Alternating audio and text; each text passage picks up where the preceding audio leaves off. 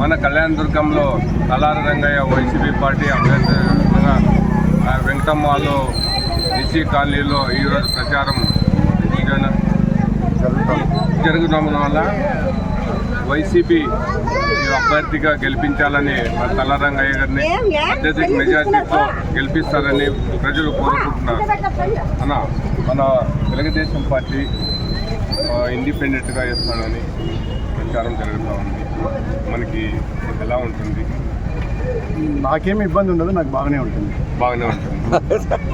నాకు బాగానే ఉంటుంది. నేను ఇంటింటికి ప్రచారం నిర్వహిస్తున్నాను. మున్సిపాలిటీ పరిధిలో అపూర్వమైన స్పందన లభిస్తుంది.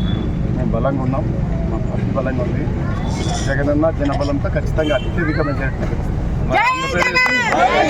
మన ఆంధ్రప్రదేశ్కి ఇంతవరకు రాజధాని లేనందువల్ల ఇబ్బంది పడుతున్నారు ప్రజలకి. ఎలాంటి ఎక్కడన్నా పోతే మన రాజధాని ఏదని చెప్పుకోవడానికి కూడా దాని గురించి ఎంత తక్కువ మాట్లాడుకుంటే అంత లేదు. ఈ కరువు ప్రాంతంలో పుట్టి పెరిగిన బిడ్డగా నేను ఏమనుకుంటానంటే, రాజధాని ప్రాంతంలో 33,000 ఎకరాలు లేదు, 3 పంటలు వండే భూమి.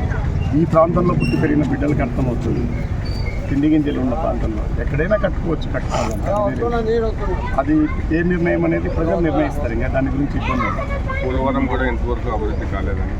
పోలవరం కూడా చాలా వరకు అయింది, అవుతుంది కూడా, ఇంకా నడుస్తుంది. ఒక రోజులో అయ్యేటివి కాదు కదా. అయినా ఎక్కడో పోలవరానికి, ఎక్కడో అనంతపురంలో కళ్యాణదుర్గానికి సంబంధం. నాకు స్థానిక సమస్యలు ఇక్కడ ఉండే ముఖ్యమైన విషయాలు. నాకు 114 చెరువులు, బీటీబీ కాలువలు, ఇవి నాకు చాలా ముఖ్యం.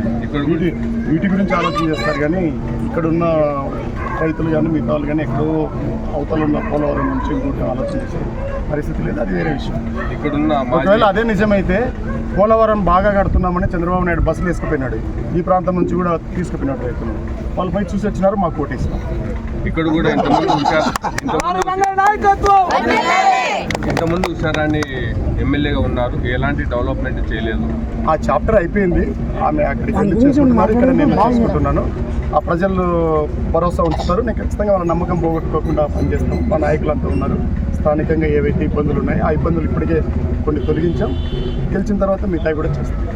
రంగయ్యన్న గారు ఈ కళ్యాణ నియోజకవర్గంలో ఎలాంటి ఇబ్బందులున్నా దాన్ని పరిశీలించి మేము క్లియర్ చేస్తామని అత్యధిక మెజారిటీతో గెలిపించాలని చెప్తున్నారు.